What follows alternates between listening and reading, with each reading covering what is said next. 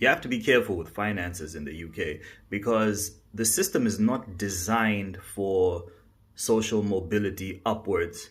What I mean by that is you have to be careful with two things, especially tax and debt. There are people who work hourly wages who have taken on more hours because they want to take home more wages at the end of the week, who find that their take home is actually less with more hours that they take because they have stepped accidentally into the next income bracket where they're taxed a higher percentage of their wage. So the net income is less per week, even though they've worked more hours. So be careful when you're trying to earn more because more gross wages at the end of the week does not necessarily mean more that you're taking home.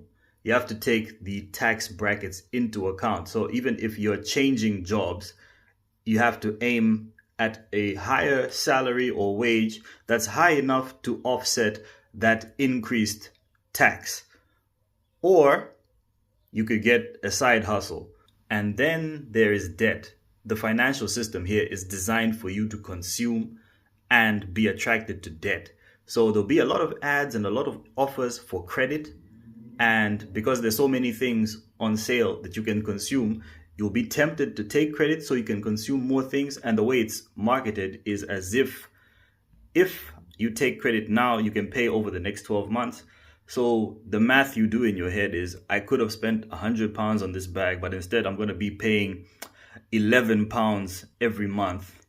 So you end up buying 9 bags because that's the money you would spend, £100. And over time, you are spending like £2,000 because you've gotten into that debt contract. So avoid debt where you can. For me personally, I would only use it on something that helps me be more productive, which helps bring in more money at a rate that beats interest, inflation, and taxes.